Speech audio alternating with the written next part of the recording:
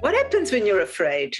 When you're afraid, you may be in a job you hate, but you're so scared to let it go, because what happens if you let it go? And then what? Or what happens if you're in a bad marriage? What happens then? But you don't have the courage. You just stay there in the fear, in the pain, and you don't know what to do. What happens if you take a leap of faith? That's the exciting thing. Today, I've got a very, very awesome guest, Jon Jervert, right? And he will tell you exactly, his company does exactly that. He shows you how to take the leap of faith, which is the most difficult thing to do. And trust that once you take that leap, the net will appear, no matter what.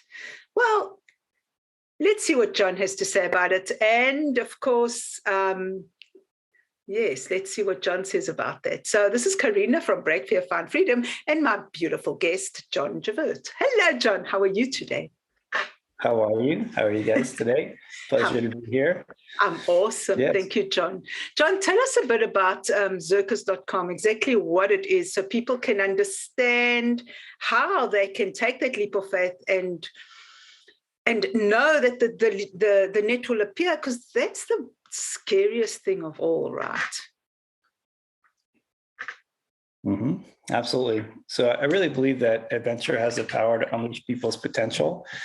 And what I mean by that is a lot of times when we go into an unknown situation or take a leap of faith, there's a lot of fear around that. And so what I do is I use adventure experiences and coaching to move people towards things that they truly desire, so that they can gain the courage, confidence, and commitment to relentlessly pursue their dreams. And it all started with taking that first leap of faith myself, years ago, and pursuing that path, and some really amazing doors have opened up in that process, and I've been able to help thousands of people do the same. I love that. So what was it? What fear was it that you broke, and you took that leap of faith? Because it's we always talk about taking leaps of faith, right? Mm-hmm. But it's always so difficult to do. So Absolutely. What was it? Well, I think what it really was is, so I think what it was is, I'd gotten into a career early on. I got married pretty young when I was about 23, and I had a baby, on the way 3 months after I asked my wife to marry me. And so I got into a situation where I was working in a career that was not really fulfilling. And, I did it for about 10 years. And then one day my daughter came to me, she said, "Dad, do you love what you do?" And I couldn't honestly look her in the eyes and tell her I did. And that kind of broke my heart, because I told her to follow her passion her whole entire life. And I realized that I couldn't tell her to do that and not do it myself. So that was like the inspiring moment for me. And so I took the leap of faith, and I left the industry that I was in, and I just went for broke, and started doing things like skydiving and bungee jumping and endurance races, and doing things that push and challenge me way outside my comfort zone. Mm-hmm. And I always had that like self-doubt from an early age. Like I used to get nervous when I'm a big surfer. So I used to get nervous when I went surfing. And, I hated being on public stages or being in the public eye. Right. So there was a lot of fear around that. And even like trusting myself in order to take a leap and get into a career that I had no idea what I was doing or how I was going to make it. So it was almost like taking like a proverbial leap off of a cliff and not knowing where you're going to land. Yes. At the time I didn't have, good mentors or guides, in that process. So I did that. And, a few years later, I found myself backpacking 3/4 of the coast to Costa Rica. And I got down to the longest left-hand break in the world. And I heard a voice within and without, and it said, "Well done. Now go tell the world." Wow. So I came back and I started facilitating adventure challenge experiences and having people do things like writing their obituary and jumping out of planes and doing whitewater rafting and talking about flow state. And so I eventually actually developed a proprietary method called the challenge method and conscious human performance. So basically combines the idea of the physical experiences with the mental shifts, so that when you do things that are extreme or push and challenge yourself way outside your comfort zone, all the everyday things become a lot more easier and not so challenging to do. So that's been the progression. And now I get to connect with awesome people like you and share that message. I love that message. I have to go back to that voice in your head. What do you think was it that like brought you to that point, really? Was it an internal thing? Was it a spiritual experience? What exactly was it? Well, it was so when I was starting to push my limits as far as like what I thought was possible, I asked my wife, I was like, hey, what do you think about if we move down to Costa Rica? And I wasn't expecting her to say yes. So, I went down there solo, and she's like, yeah, you could try it out, see if we can make it work. So I went down there, and that was my first solo experience, in another country, just kind of going through. And what I did was I backpacked, and I met up with this group of individuals, and we took some buses and public transportation, and we hiked, and I had a 50-pound bag on my back with all my belongings. And we missed the last bus to get to Pavones. So there's like a bus that you can take a ride out. So we wound up hiking in sandals for like 2 or 3 hours to get to the tip of it. And so by the time I got there, I was exhausted. And I believe that, a lot of times, I'm pretty spiritual. I believe in God. And I think he gets us into empty to a certain extent, getting into empty so he can fill us up. And so at that point, like I was standing on the longest break in beach surfing left break in the world, and the sun was setting and the water was breaking over my feet, and my feet were kind of like a little bit bloody from hiking, with the sandals on, like it was rubbing and things like that. Yes. And so the water hit my feet, and it was so cool. And there was like a vibration, both within and without, like inside my body and outside. And it's not like a voice that you hear, like, you hear yourself saying, hey, like you're not good enough or this or that. Like, it wasn't like that, like internal talk. It was a voice that basically shook the world. And so, yeah, it was almost like a spiritual experience for me at that point in time. And I'm a laid back surfer guy, and all I want to do is travel and surf the world. And so I'm sitting there and I'm like, are you really going to put this on me? Like, you're going to put yourself up and become the best version of myself and, impact people in amazing ways. And when you have an experience like that, it's almost like you're drawn and pulling into it. And it's almost like you have a choice, but you don't have a choice because it's in your heart and put in your heart. And that's what's given me the resiliency to pursue this for as long as I have, with all the ups and downs and all the challenges that I've overcome personally. Oh, I love that. And then we have to go back to your daughter. It's amazing how children, children, we know they don't listen to us, they watch us, right? So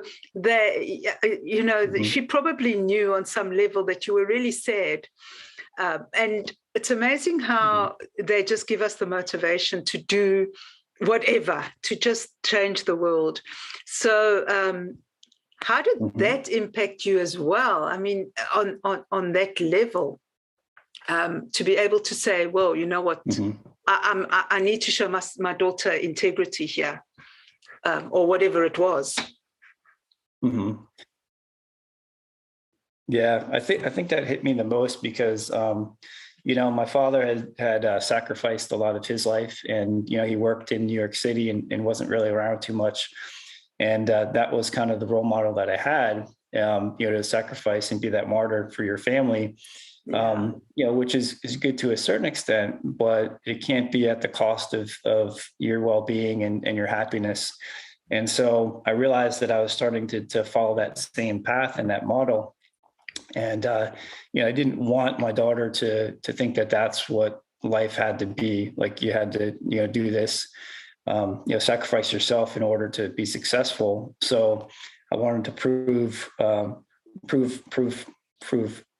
that wrong, that thought, because the truth is that 80 to 90% of people are unfulfilled in their careers or in their lives or in their relationships, but they're afraid to take that leap. But it was so, like, when you look in your child's eyes and you can see that love, and they look up to you as a role model, and if you're not stepping into that as a leader of your own life and your family, then that can hurt when you realize that. So it was a lot of pain and a lot of like soul searching in that time.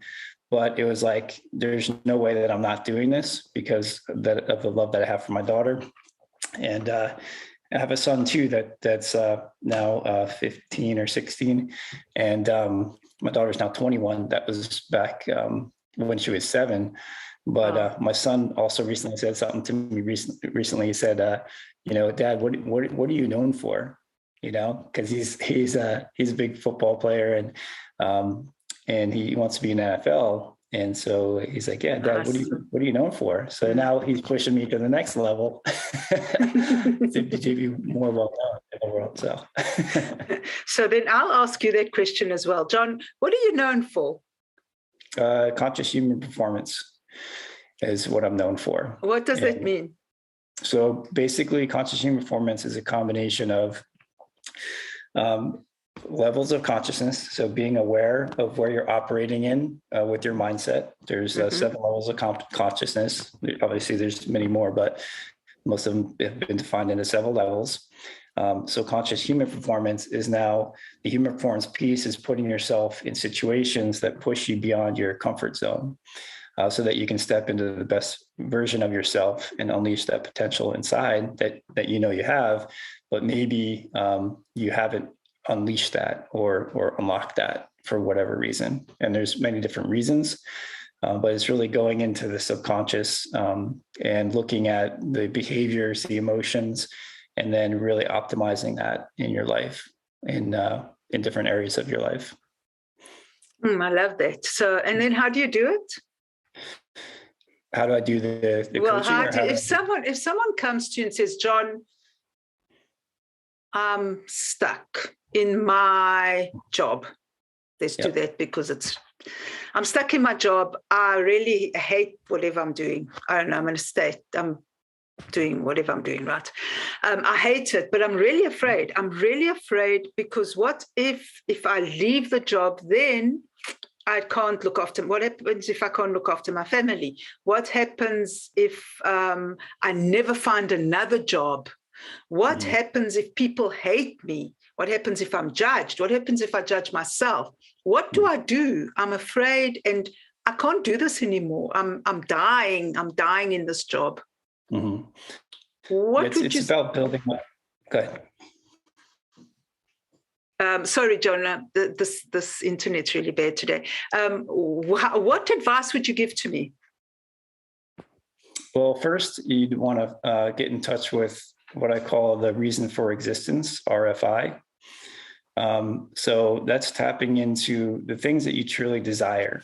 It's like, what were you put on this earth to do? And usually that stems from something that actually pisses you off. So, dedicating your life to something that's bigger than yourself. And then like tapping into that. And I call it also total mission alignment. So we look at, really what it is that you truly want to do and what you would do, even if you were terrified to do it, so getting tapped into that. And then after we get that clear, then it's about looking at how your thought process is operating. So I call that identity level change work. So we look at, some of the identity that you have. And so are some of these fears true, or are they just stories? And where are these stories coming from? So once you peel away the layers, you can now see a different viewpoint or different perspective. So then we, I'll use surfing as an analogy, when you surf, you don't go out in 20-foot waves or 60-foot waves.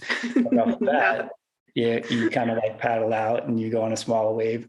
So then I work with clients to take small steps towards the things that they desire. And then they start to experience these wins.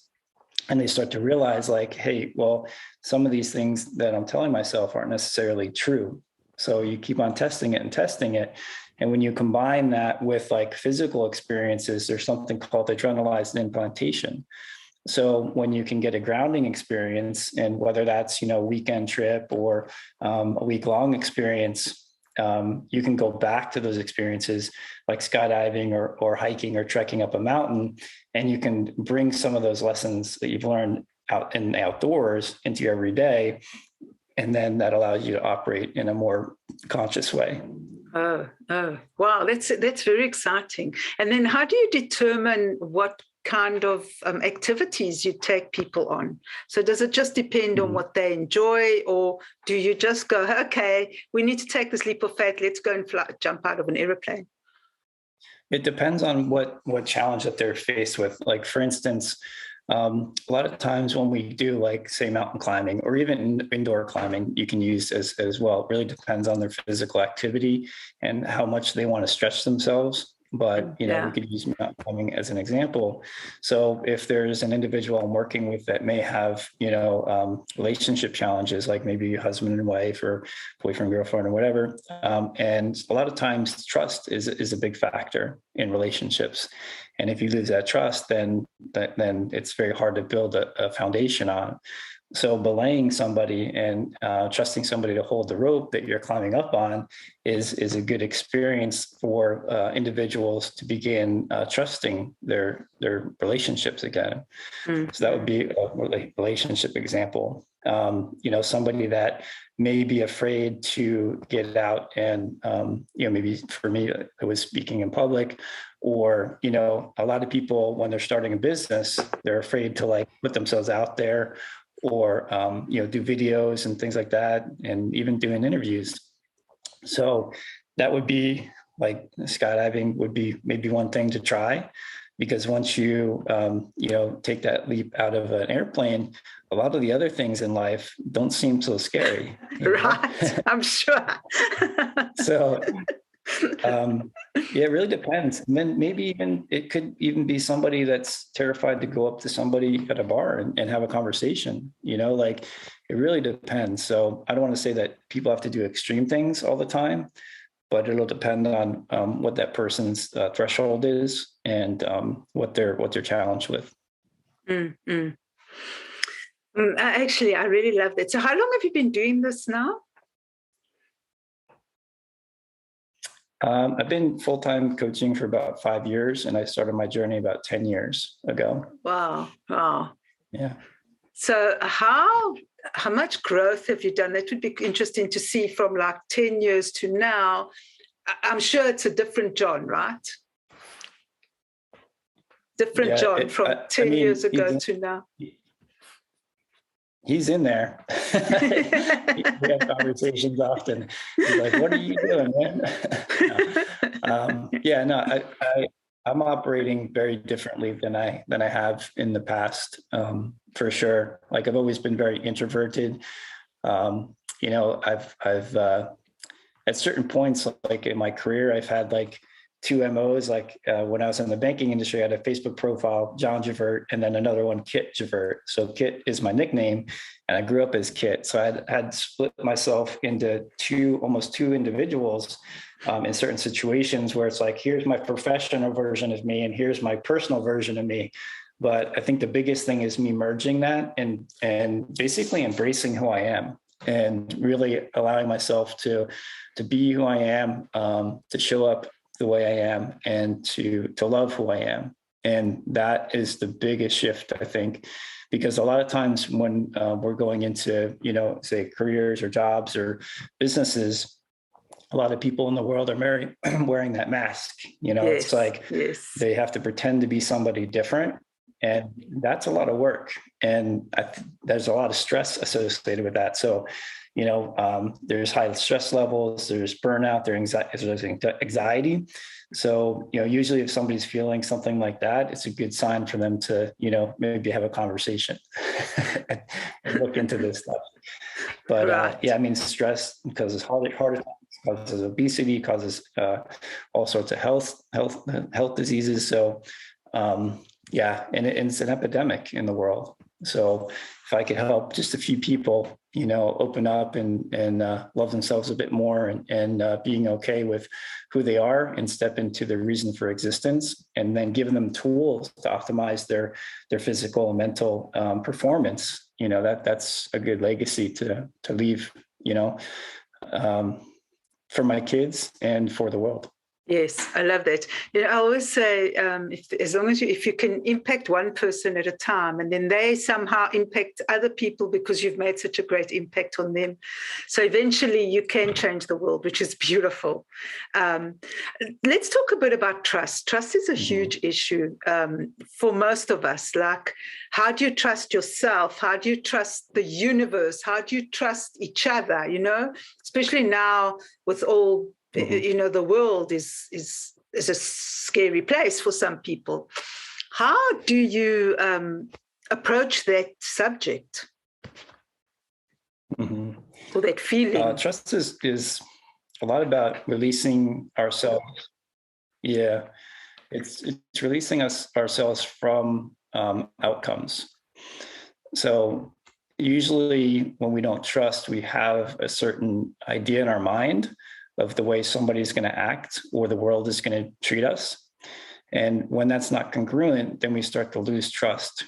So it really comes down to where the ego is perceiving the world and acceptance. So it's about perception and acceptance. So if we can allow ourselves to step into acceptance of what is and not warp our reality of what isn't, then we can begin to trust that the world is constantly changing.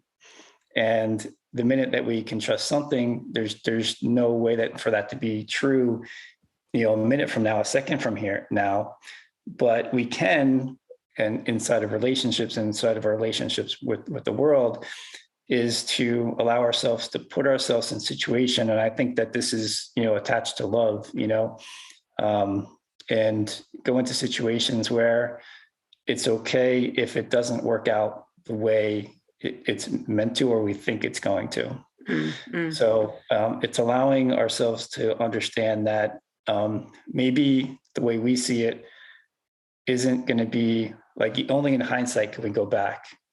So I think it's about trusting that eventually the things that are maybe the worst things in our lives or things that we're going through are going to be maybe even some of the biggest gifts. And, yes. Having that perspective of situations.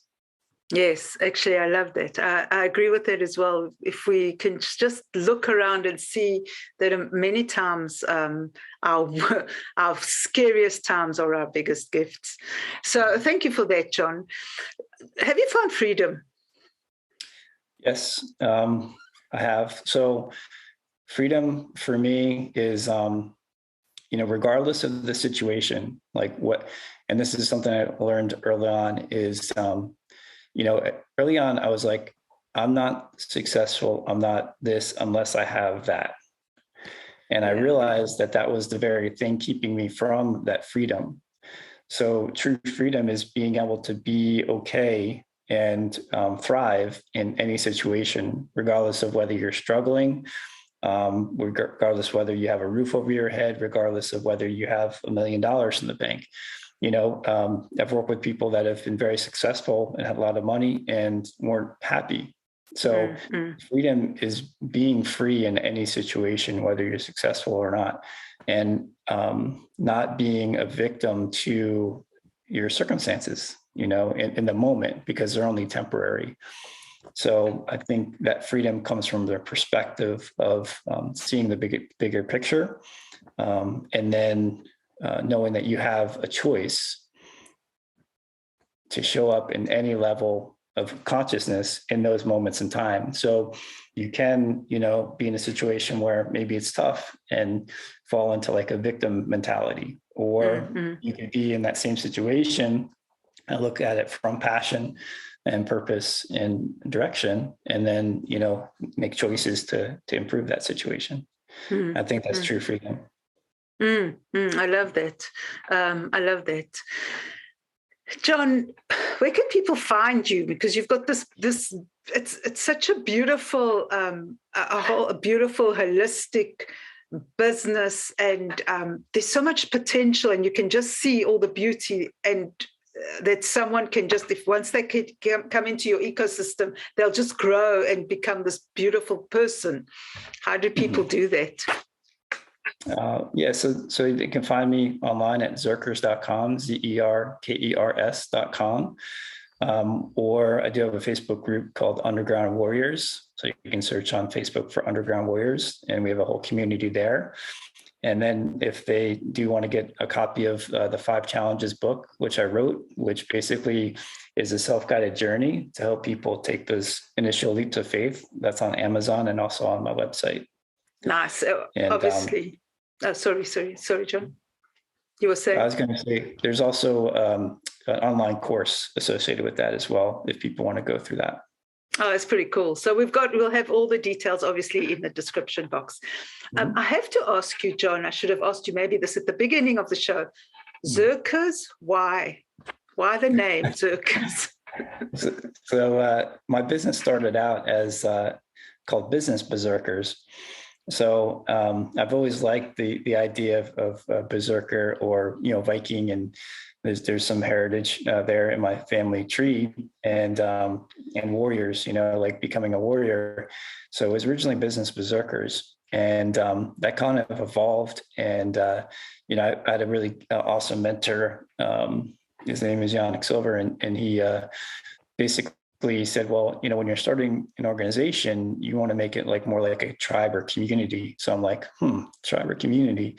So I was like, I'll just shorten it to Zerkers. If you're a part of this group, you're a part of Zerkers, you're a Zerker. And it also, and I looked up in the Urban Dictionary, what Zerkers actually meant. And it said underground warriors for the people. And I was like, yeah, that's exactly, when I'm creating a community of underground warriors for the people. And that's where Underground Warriors came from. And so it all kind of came together. And it's been also awesome. And I'm also a big Zakk Wylde fan.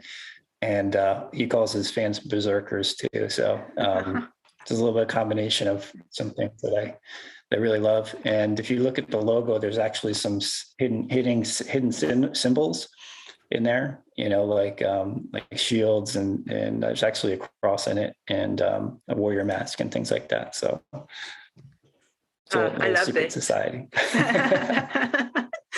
And that's exciting. Just the thought of secret societies, for me, it's such an exciting thing, because you just have all this mystery around it, right? And it's supposedly you can come out much better than before because of the connections and because of the community and all the secrets within it. So I'm loving that. I love that vision. It's very cool. Yeah, and that's part of the whole. Good. No, sorry. Continue. You were saying, Jon? Yeah, I was going to say that's part of the whole. The mystery is part of the experience. So I like to work with people that have the capacity to take that initial leap of faith into the unknown. So that's a little bit in what woven into the experience that people get when they come in contact with the brand and the company. I love that. So that already adds something else. So what about the future? The future. Eventually, what I'm going to be doing is building out a certification program for coaches to become certified in conscious human performance. Nice. And then expand out, and grow as a company. And then my wife and I are looking to eventually buy some land and then build a retreat center, and then, increase the number of retreats that we do in various parts of the world. So really growing, expanding, and increasing that reach and impacting more people, and, tying into, the places that we go, making sure that we're giving back to the community and serving the community, because some of the first adventure challenge experiences I did with groups was in Costa Rica in doing humanitarian engineering type work or humanitarian work. So tying that into a global reach is going to be really exciting to expand to that level too. Yeah, it's very exciting. So how many times do you do retreats? How many retreats do you do in a year? I usually like to do, so since COVID, it's definitely reduced. I got hit pretty hard the last year or two, but I'm targeting at least 2 to 4 retreats a year moving forward. And they're going to be in various locations. And it's really like the type of retreats where it's not a 5-star retreat. You're basically, getting a backpack and, a map and, maybe some overlanding vehicles to get you from point A to point B. But it's really about getting outside of your normal everyday routine and allowing yourself to be okay with the unknown. So if people are looking for, massages and jacuzzis and things like that, I mean, maybe, but, most of the trip is going to be, pretty rough. Yeah. I like it. Well, it's about growing and learning, right? It's about expanding your consciousness. I love that a lot. Jon, Absolutely. tell us once more how to find you. Because it's easier for people to listen so they can hear it again. Yeah, absolutely. So website is zerkers.com, ZERKERS.com. They can find me there. And then there's also a Facebook group called Underground Warriors. So you can go to Underground Warriors, search on Facebook to find that, or you can go actually to jonjervert.com/Facebook group and get your invitation to that group there. And also you can get a copy of the 5 Challenges book on Amazon. And if you go to zerkers.com, there's also a self-guided 5 Challenges program that's available right on the website too. Thank you. That's very cool. I'd just like to ask you, what would you tell your daughter? What would you have told your daughter if you didn't look into her eyes and decide it was time to change? Those when she was 7 years old. That, life is all about sacrifices. It would have been, life is all about sacrifices. And sometimes you got to do what you need to do in order to survive. And, that's unfortunately the way the world works, is that sometimes there are limitations to what we can do. And we just do our best. And, that's sometimes what happens. And just do your best and see how well life works out for you. Oh, wow. Compared to what you really told her and what you did. Right. Yeah. Thank you, Jon. Well, all of those voices, right, in our head.